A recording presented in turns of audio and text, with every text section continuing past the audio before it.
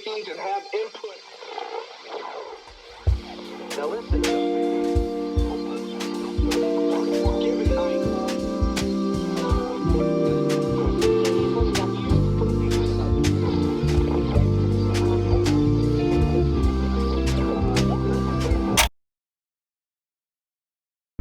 Cerulean, or cerulean. Yes, it's the beautiful blue color that's somewhat overhyped in my opinion. But did you know that there's a cerulean flower? The flower of the passion fruit. Scientifically, it's known as Passiflora cerulea. And as could be guessed, it also has a vibrant blue color that its name shares. It's a type of flowering plant in the Passifloraceae. What the fuck? It's a type of flowering plant in the Passifloraceae family, native to South Africa.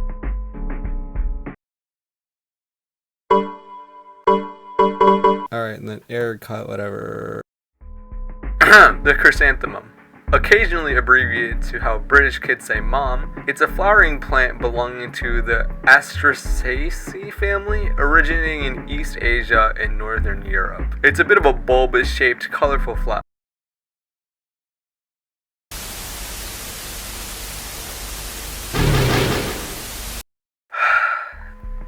Gypsophila is a flower from the carnation family, Caryophyllaceae, native to damn near everywhere other than the Americas. It's also more often known as baby breath. It's a pale, small flower, often found in bunches.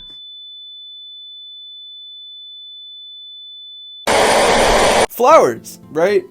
I like them. I assume you're at least okay with them, as most people are. You know, they're pretty. But we're not here to talk about flowers. Obviously, this is not a video where I talk about flowers. This is a Roblox myth video. It's been what, like 3 days? No, incorrect.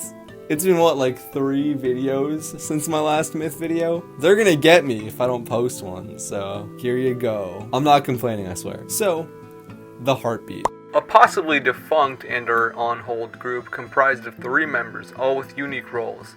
Owner of the group and of the role Hyacinth is sorrryyyy, created December 16th, 2022. His description, serving not but to greet. They have 17 friends, 22 followers, and follow 1 person. They're in 20 groups, the heartbeat being the only relevant one, and they are the creator of 2 games, The Heart and Hyacinth, both as can be seen in relation to the group. In the expired role is Chrysanthemum, created January 2nd, 2023. Descriptionless and with only 1 friend and 1 follower. Following the pattern of ones, they're in a single group, being the heartbeat of course, and have 1 game, Death Row. Gypsophilian, created September 22nd, 2022. They have 22 friends and 11 followers, while following 2 people. They have the description, "This is not affection. Did you come to check on me?" Look further. They're in 3 groups, the heartbeat being the only notable one, and they have a single game, Dear Sapling. Now that we've been thoroughly introduced to our characters, we can begin the investigation. We'll go through each game in order of date of creation and look into the heartbeat. Dear Sapling by Gypsophilian was created September 26, 2022. Watch the sun set on an old day. It has 3 accessible badges. Dear Sapling, I can't wait to watch you grow. 3, and what we once had. I licked the salty concrete and the flames licked back. Is that good? Should I check the audio or are we just gonna keep? Alright, Dear Sapling, we are in it. This place is beautiful, man. I already got the first of like 3 badges, which I know, real complicated stuff. It's a village looking house. A rusty roof. This place is like kind of homely, you know? I like it. I fuck with the vibe. Can I click anything so far? No, there's a plant though. I guess this does fit into like the flower vibe, you know? Flowering plants and the like. Maybe that's a growing flower. The world here feels so transitional. The sunset transitioning from night to day. The patch of grass surrounding the house transitioning to barren dead land. The saplings that can be found around being the transitional period between a seed to a full plant. The world feels frozen in motion. Speaking of this world, the only thing that's really accessible is this house, in which we can find a readable book which tells us a story. There's a variety of books that come in 3 different fonts, and I'm going to read them in order from where I found them. Book 1, Font 1, found near the entrance of the house. She never stopped looking out the window. I never stopped either. It was like watching a whole other world behind a TV screen I wasn't allowed into. The sunset was the most beautiful thing, but Mom always said the sun was too bright. She would close the curtains and then I couldn't watch my show anymore. Book 2, Font 2, found in the living room on the bookshelf behind the ladder. Dear Sapling, winter is coming. Book 3, Font 3, in the bedroom just by the ladder. Open the door and you will enter the world of the mind's eye. Book 4, Font 3, found on the balcony by the bedroom. You don't know where you are? Of course you do, don't be silly. Book 5, Font 3, downstairs in the room with the fallen pot. Think harder, you've been here before. The mind's eye will guide you and you'll figure it out. As can be discerned, there's 3 parties involved. 3 parties correlating to the 3 fonts. Assumedly, font 1 correlates to a young boy, probably gypsophilian. Font 2 is his mother, and font 3 seems to be an unknown entity, possibly within the boy's mind, who I hypothesize is sorrryyyy. Quick detour, in the editing of this video, I was able to spam jump over the invisible barrier, and guess who's waiting just out of view? Sorrryyyy. So this guy gypsophilian wasn't allowed to look out the window or something. I'm just kind of taken aback. Like the whole vibe of this place is so crazy. Well, I mean not crazy, but like ethereal, I guess. Ephemeral. I guess fitting with the vibe of like saplings and stuff. There's like sprouting plants, but nothing that's like fully grown. Like everything's in the midst of sprouting. The mind's eye. What is that supposed to mean? A mind's eye, or a third eye as it's commonly known as, is a person's ability to see within their mind, to visualize or imagine or vividly recall memory or etc. etc. There's other versions of its meaning, but from this myth I feel like this is the most accurate description. Where have I not gone yet? This room. Ah shit. Somebody knocked over one of the saplings or the plants. The mind's eye, like, a lot of talk about the mind's eye. Isn't it like your third eye kind of thing? There's a door I am missing, clearly, because I feel like I've opened every door I could.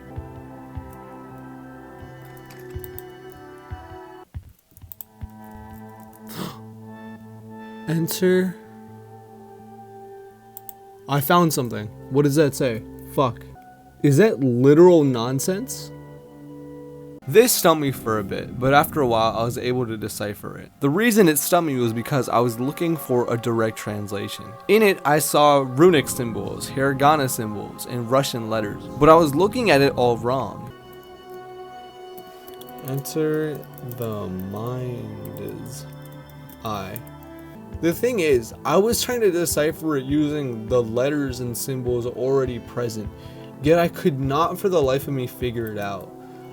Because the letters stretched between like multiple languages and symbols. All that I like recognized, but none that were like interconnected. So assuming that the letters are just completely random and all just are attributed to a letter of the English alphabet, we can assume that it probably means enter the mind's eye. So I spent like 30 minutes wasting my time trying to figure out what the letters quote unquote meant.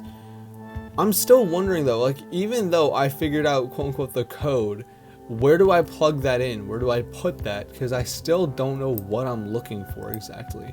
After making my way back down and outside, I tried with the bricked off outhouse and the mind's eye. Oh shit, finally something! Trophy child. It's like a old Victorian-esque town, sort of. It's like Christmas, but like not snowing. It's not December. Maybe it's just like a birthday party, you know? The next world is known as Trophy Child. It's suspended, everything floating and frozen. Walking around, you seem to be in a town surrounding a castle tower of sorts during a celebration, and judging by the presents and balloons, it's probably a child's birthday party. Following the floating candles takes you to an area with the all too familiar bookshelves, where in the middle is one that's off to the side, floating alone. It holds a book in font 3. I know it hurts, but you've gotta try. You need to finish what was started. In an alleyway between 2 houses is more cryptic text and a black and white present. Clicking on it gives you font 2, the possibly mother's font. To my one and only, a gift to you. Watch your step. Ent. This place is kind of big. Like, I thought it'd be smaller. More letters scrawled out. What does this say now? We have to figure out a new font code. Nice. First, let's see what's over here. And then I can try and decode whatever the fuck that said. Lanterns. These lead anywhere, or are they just... Okay, they're just pretty. I'm not complaining. I like lanterns. After looking around, a small platform can be found with a button. There's something down here. I've already gone down here, or... Oh, there is something down here. A button. That opens something. Does it have something to do with the castle? It does! Or not the castle, but this thing. What's in here? Oh, I got the 3 award. After this point, I was completely lost. It's clear to get further and reach the final badge that you need to understand the 3 badge. But this didn't really help me because I don't understand it. The only other thing I could find was a strange crack in the floor reached through following the lanterns. Inside was a number followed by 2 symbols.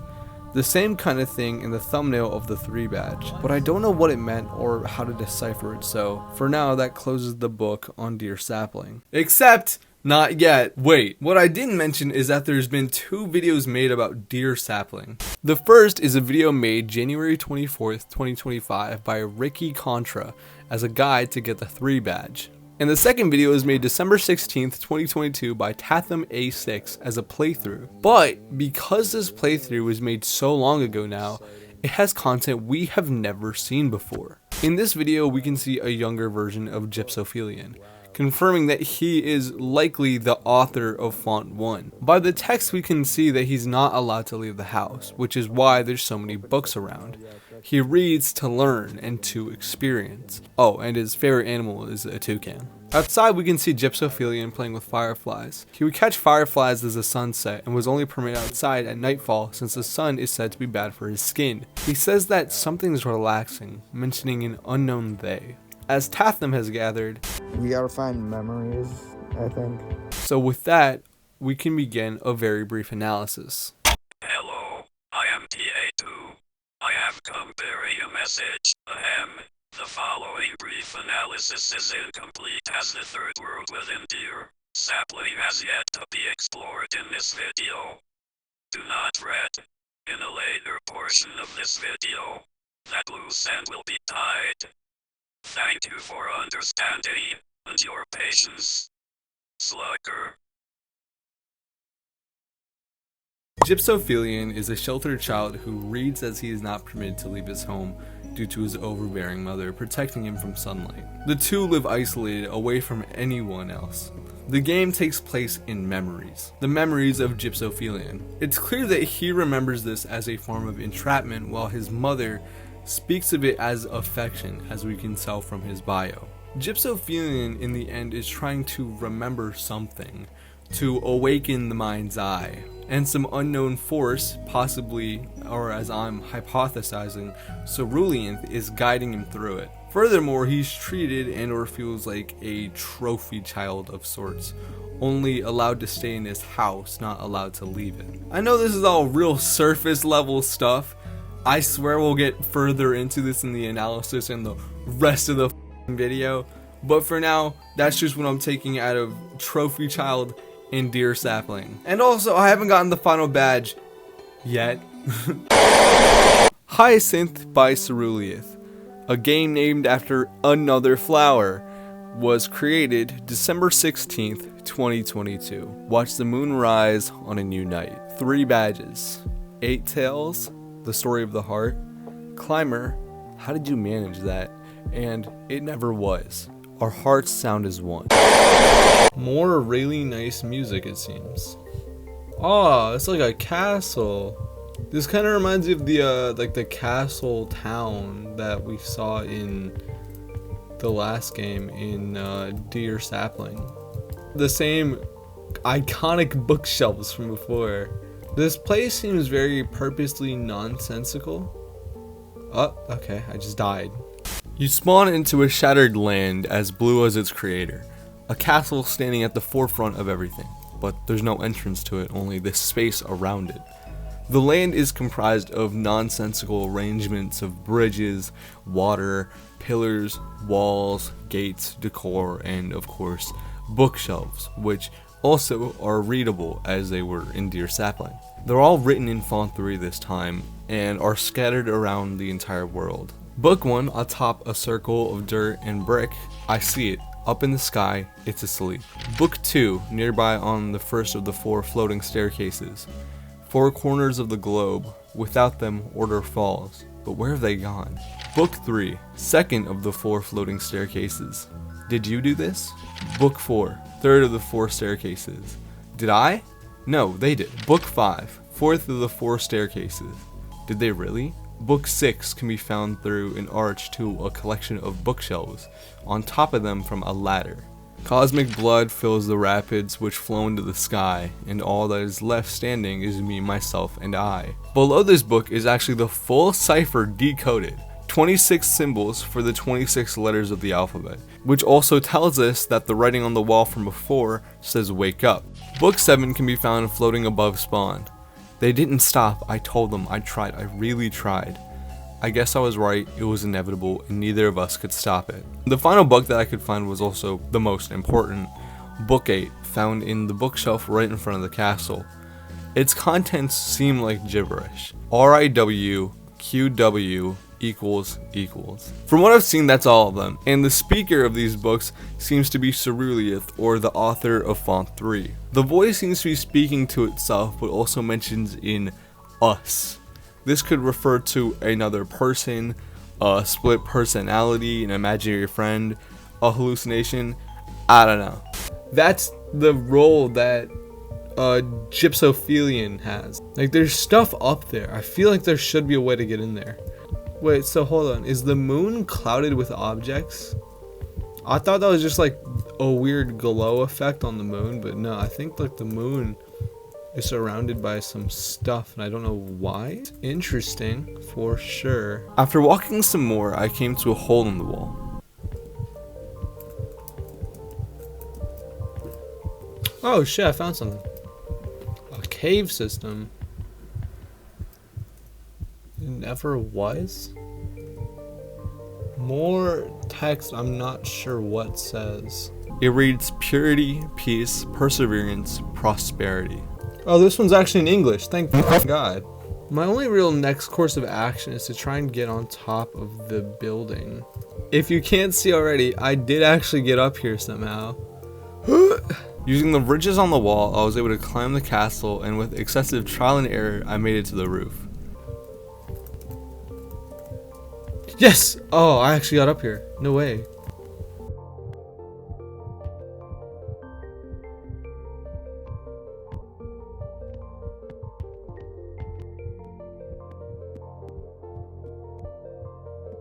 I got the badge and concluded my time in Hyacinth.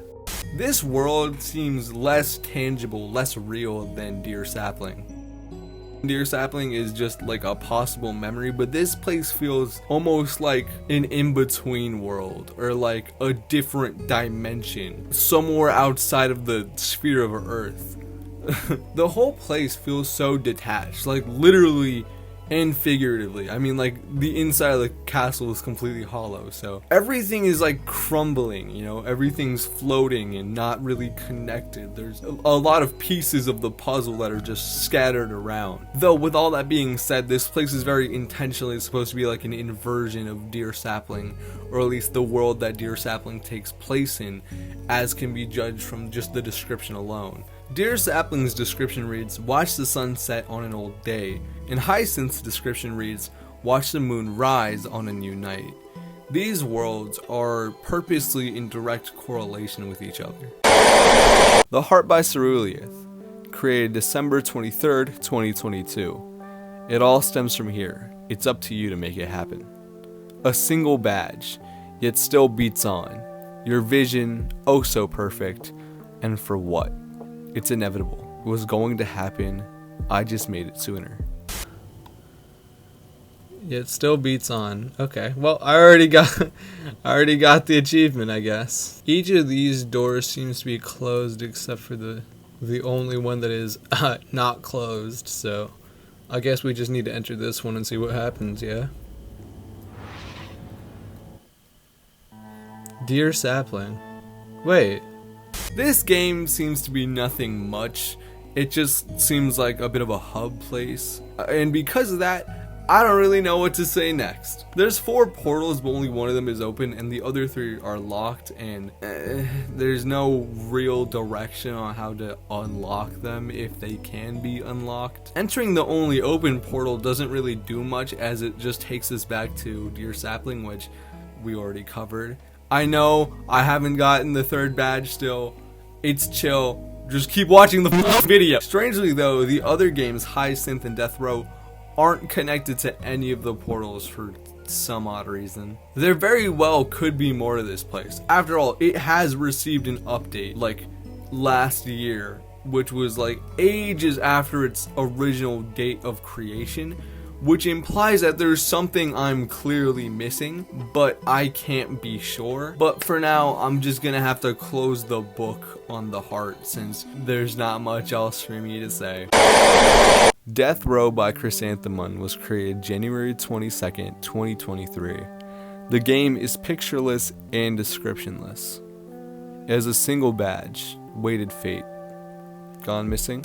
This place is like a morgue, but like on the water, I guess. There's a whole bunch of dead bodies, pale and ghost-like. They don't really have any features either. Oh, it was a waterfall. I'm really tempted to go through this entire long stretch of hallway, all slow like, just so I can make sure I don't miss anything. There's something down there. Hold on. Oh, this place is in like ruins. Are there more dead bodies? Weighted. Okay, I got the achievement already, or the badge. It's like a, what is it, a Roman Colosseum almost in its, I guess, circular design. The sun. This seems to be all of it though.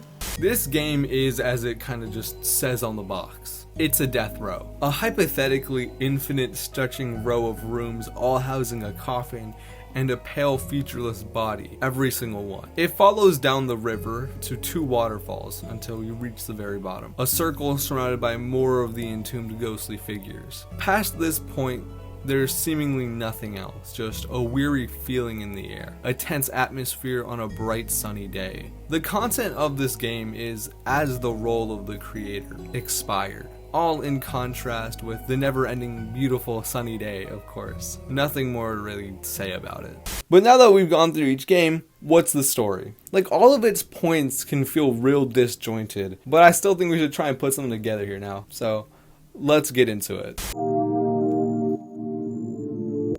Wait, before we do anything else, I have some loose ends to mention. So let's talk about the 3 badge from Dear Sapling. The badge's thumbnail is the number 3 with 2 symbols following. Using the alphabet from Hyacinth, we can decode that it spells out 3AN. Stay with me here. Going back to Trophy Child and jumping into the small crack led through by the lanterns, we can find the number 1 followed by another 2 symbols.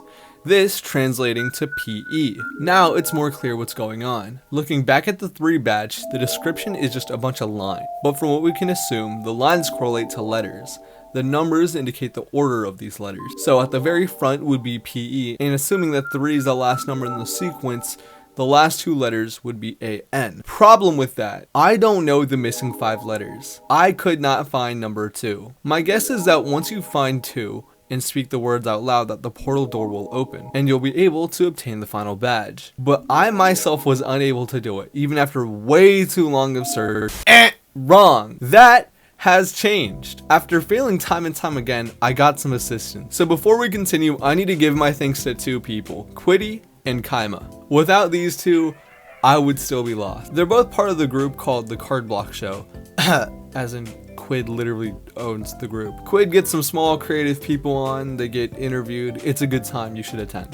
Okay, Bindism, you can come up. Come on, man. Ask your question, big man. Here, wait, do you want access to the stage? No? No. Okay, then get the fuck out. Dude, get off of me. Here he is. Hello? Wait, can you hear me? Yeah. Dude, what's up? Do you still, I ship it. Wait, I sound like the biggest nerd. Do you still, ship us? Obviously. Guys, if you didn't know, there's a Bindism Nebula World ship animation on YouTube. Go find it. And I know you're all a bunch of myth freaks, so lucky for you, she's gotten myths on before. just for you. Alright, enough of the promotion, let's continue. So after my continuous foolishness, we found number 2, which was inside of a barrel that I just never checked, I guess. And now we had all 3 parts. Number 2 translating to RM, making the phrase permanent. Taking that and the end of the present left by Mother Dearest, we get the phrase permanent, which completes all the letters in Badge 3's description. Speaking permanent to the portal gate finally makes it light up and usable. World 3 is the downstairs. This place feels a lot more different from Dear Sapling and Trophy Child. This memory feels less vague, more realized, more personal. We can discuss this further later in analysis, but just keep in mind the concept of sterilization, which in simple terms is just the ability to not have children, infertility. Keep these themes in mind with the rest of what we've already discussed and gone through. Again, books, as would be expected, can be found. In total, I found 3. And finally, Font 1 returns. Book 1, Font 1, found in the small 2-bedded room. I sleep in here now. The smell from the other room is too unbearable, but the radio keeps me awake. I see things. I see them all the time now. Why won't she come down? Why did she put me here? The dreams are getting worse. I can't tell what's real or fake. My head hurts so much, I think I'll lay down. The next book is not too far, just on the other side of the bookshelves. Book 2, Font 3. I think you know exactly why you're here. There's only one more step to go, child. Reach the end. The third and final book can be found further into the hallways. Book 3, Font 3. It displays the alphabet in 4 sections. At first, this made no sense to us until Quid came up with a possible solution. Just behind this book are sections of wall plastered with text repeating the phrase, not perfect. When clicking the text in different sections, you're able to read what it says further. 2 phrases can be found repeatedly, both slightly altered. It's permanent and we go mad down here. Within these margins, some of the letters of the text are replaced with numbers, and the usual close button at the top is joined with another number. The numbers at the top refer to one of the 4 sections of the alphabet, and the numbers in the words refer to that section's letter. Taking all the text in order spells out the word purity. Moving on further, 2 rooms can be found next to each other. A room flooded with water, and a room filled with books, couches, and 3 beds. On the second bed is that previously mentioned unbearable smell from book 1. It seems originally this was the room he stayed in before moving to the other room. The other thing that book 1 had mentioned was a radio, and following the sounds, a radio can be found. Behind it, scribed in blood, reads the words, sterile. Clicking the radio causes it to recite numbers. If your volume is raised or if the audio is pitched higher, it can be understood. 729615. Wandering some more takes you to a layer below, a vending machine awaiting your arrival. Typing in the code opens up a walkway. On the other side is 2 doors, a locked door flashing in red light and an unlocked door just above. Going through the right path takes you to once again another door, granting you a crowbar. You can now unlock the red illuminated door. Well, I mean, not until you recite the words purity. You begin wandering through the small house, the kitchen, dining room, and of course, the industrial stairwell. Opening the final door takes you to where this game ends. The room is somewhat cluttered and resembles an attic. It's also where you get the final badge, what we once had. The only thing noticeably missing is books, but it seems that there's nothing else to say here. It's clear to analyze the story of the heartbeat, we have to take further into account 2 pieces of content, mainly the books, as previously mentioned, as well as the badges. I sort of gloss over the badges for these kinds of videos, but you'll miss pretty big crucial story elements if we don't cover them. First, let's refresh your memory on both. Let's start with the book. I won't be rereading them again as I already did that for the gameplay, so don't worry, I'm just gonna try and summarize the content of the text. In Dear Sapling, there's 5 total books, I think. That's the ones I can find. Font 1 is likely Gypsophilian, Font 2 is assumedly his mother, and Font 3 is an unknown entity, probably cerulean considering the context. I know it's still not clear, cough cough. Fonts 1 and 2 have 1 book each, with Font 3 having the rest of them. Font 1 recounts Gypsophilian's story, that he's a boy whose mother prevents him from leaving the house, a Rapunzel situation without all the hair. Font 2 simply states Dear Sapling, winter is coming. A warning, not much else to say, just trying to keep her son inside the house. Font 3 is someone trying to encourage the opening of the mind's eye, that it'll help guide you. These books are the tell that these are memories and not tactile physical situations. In Trophy Child, only 2 of the 3 fonts are present, both for only 1 book each. Font 2 this time in the form of a present, not a book, is spoken as a mother giving her one and only son a gift, ENT, which, as you know, was the final piece of permanence. Font 3 urges the reader to continue onward, finish what you've already started. In Downstairs, following from the last 2 games, again only 2 fonts can be found.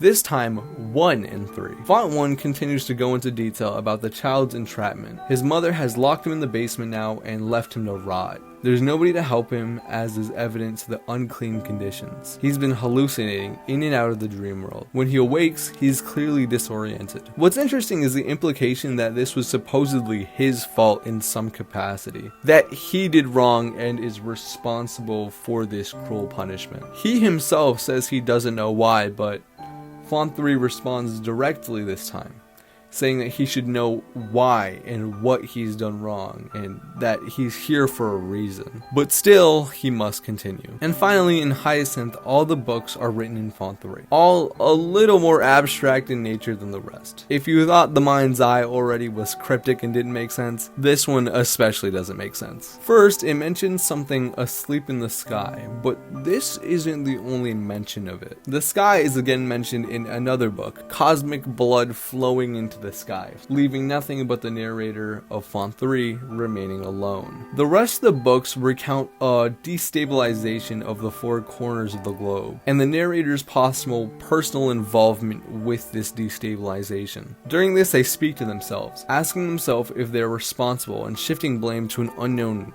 they. The narrator wrestles with their thoughts, that they try to stop something but it was inevitable, that they were trying to stop someone but they couldn't.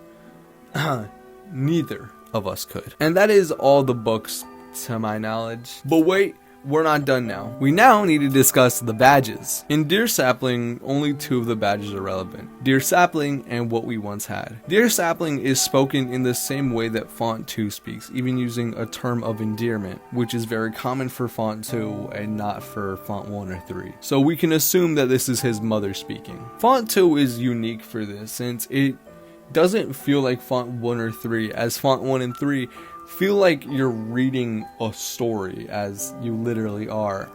But Font 2 always has felt more like a person speaking to their loved one. What We Once Had is a badge that doesn't really concretely mean anything, but has some implications. But to me, the badge's description does imply a sort of cause and effect. To lick the salty concrete is to, in turn, be expectedly hurt by the fiery pain that follows it. What We Once Had shows a sleeping gypsophilian. What we once had. The image feels peaceful, calm, distant from the memories of Dear Sapling and from the rest of the games. In Hyacinth, also only 2 badges are important or relevant. 8 Tales and It Never Was. 8 Tales, as can be seen in the thumbnail, refers to the 8 books found around Hyacinth. What's important is that these 8 tales comprise the story of the heart. Within these 8 pages is the story of the games and the group. It Never Was can notably be found in a mineshaft where a gate bars away 4 words on the floor: purity, peace, prosperity, and perseverance. This one seems more symbolic. The caging away of these words harshly scratched in the ground, locking them away. Things that never were: peace, prosperity, perseverance, or purity. In the heart, there's only 1 badge, yet it still beats on. Again used is the word inevitable, something that cannot be stopped, but rather hasten. This similarly is spoken as how one of the fonts would speak. As the badge Dear Sapling speaks as Font 2, yet still beats on speaks as Font 3. For example, think back to the only other time that inevitable was used. This is Font 3 speaking. Death Row, with also only 1 badge. Weighted Fate. This again reminds me of cause and effect, a resultant of an action, karma, a fate caused by one's weighted actions. The line "gone missing" is the only part that really confuses me, since the implications are something somebody has done wrong. I don't know what gone missing could mean, other than the hundreds of thousands of lives that mark the halls of death row. I guess you could say that those lives have gone missing. Welcome to the Celestial Bodyboard. If you haven't already taken it in, there's quite a few allusions to the sky and the planets and just celestial bodies in this myth. It's in the pictures, the badges, the books, the games themselves, being like the base of it all. It's clear that they have their own place in this world, very especially. So I've comprised a board of all mention to all the celestial bodies, and I don't know, we can try and put something together here. While we have this board, we also have our usual cork board. Why do you have 2 boards? Isn't that like pointless and a waste of time? Shut up! I wanted to make 2 boards, and so I did. Anyway, let's look at our cork board first because we need to talk connections. First, I want to ask the question of who is Gypsophilian's mother? Sounds like a strange question considering that in stories like this, a mother character is implied and there's no real face or account to put it to, but that's not exactly true here. We know exactly who his mother is. This person named Beaker. Her account was created exactly 1 day after Gypsophilian's and is the only other person Gypsophilian follows other than sorrryyyy. This account represents his mother, and while we're on her, let's discuss her a little further. Due to the use of the words purity, which appear behind the bars of Hyacinth and on the walls of the basement downstairs, as well as the word sterile scribed on the wall, we can assume that Gypsophilian was not actually born as blood relation to Beaker. It could be assumed that something caused her to become sterile or infertile, but I think it might go further than that. I think that possibly she was made to have a forced purity, meaning that she could not have children or else become impure. This could very well be wrong, but I don't think it's too far off. Purity is what opens the final door in the downstairs, and the room it takes you to, it's supposed to be a bit of a pure scene, so it could allude to that. Maybe, I don't know, food for thought. Anyway, speaking of mother, let's talk crimes. What has she done? It seems that she was so incredibly overbearing of her son that she's literally killed him. Throughout Dear Sapling, the player takes a trip down memory lane, specifically the memories of Gypsophilian as he was guided by the mind's eye. We'll get further into the mind's eye itself because I don't really know.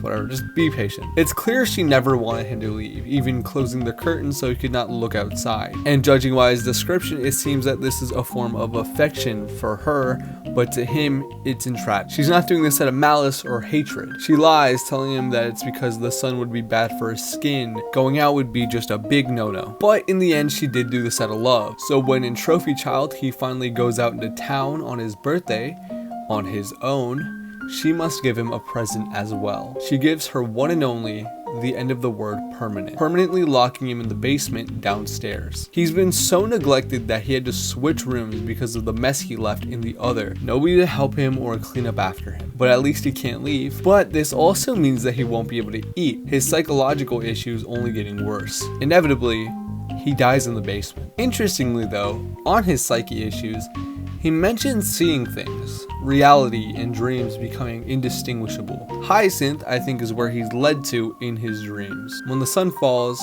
the moon rises. One side is the sun, the other side is the moon. Notably, 2 games that display prominently here are Dear Sapling with the sun and Hyacinth with the moon. This is gonna sound a little strange, but what if Gypsophilian is directly tied to the sun and moon? Take for instance when in Trophy Child he finally goes out into town. The sun and moon start flying through the sky faster than ever before, but in every other game they're completely static as usual. And also the constant allusions to the moon and sun. In the badge 8 Tails there are 2 things to look at. A book, but more prominently, the moon. I think that Gypsophilian is a representation of the sun, while sorrryyyy is his counterpart as the moon. Stick with me here. I think that his death in the basement caused a mass extinction. What the fuck, banana peppers? Just listen for a second, okay? Let's consider the game Death Row. Halls of the deceased, innumerable, and at the forefront, the beaming sun. This would seem like a weird choice for a game like this as it removes the uneasy tension, but I think it was intentional that there is a relation from the sun to the sun. In Hyacinth, there's a mention of the 4 corners of the globe. Without them leads to order collapsing. Gypsophilian's role in the heartbeat is the 4 corners. Gypsophilian's quote-unquote disappearance would surely cause something bad to happen. I mentioned previously that Hyacinth is where Gypsophilian went in the dream world, but How can that be? He has no books in there, and all the books we do find were written by sorrryyyy. My guess as to what this could mean is that sorrryyyy exists as a separate consciousness inside of Gypsophilian's mind. Though split personality is on the table, I don't think it has to specifically be alluding to that. It's clear to some degree sorrryyyy has control of Gypsophilian's memory, putting books where they're weren't originally, like in the basement, even responding to him. Obviously, sorrryyyy wasn't actually there in Dear Sapling, and he wasn't there in the basement writing live responses to Gypsophilian. Back in Hyacinth, book 7 mentions an unknown they that neither of us could stop. I think that us refers to sorrryyyy and Gypsophilian, and they could be speaking of Chrysanthemum. I've yet to mention Chrysanthemum much because he doesn't appear as much as the other two and seems to be more of an indifferent third party. We know not his personality, his demeanor, his past, his future, whatever. Just that he is responsible for death row. Not responsible for its causation, but its literal creation. I think that maybe, again, just stay with me, Chrysanthemum might be the Grim Reaper, or a Grim Reaper-like figure, which would explain death row. And all of this speak of inevitability. If Gypsophilian's death is tied to the celestial, the disappearance of the four corners of the globe is surely a quote-unquote inevitable thing, right? Mass extinction was bound to happen eventually, so why not speed it up? Alright, the final thing I'm going to briefly touch on is the mind's eye. As previously mentioned, the mind's eye is a concept popularly known as the mind's ability to imagine, remember, blah, blah, blah, blah, blah. And in this myth, that seems to stand true, as we're going through the memories of Gypsophilian. But what if it was more? What that may entail, I can't be certain of, but what first led me to this conclusion was something you can find behind the outhouse in Dear Sapling, an eye with a purple pupil. This seems to be a specially made symbol to represent the mind's eye, which makes it feel less like a concept of imagining and more like an organization.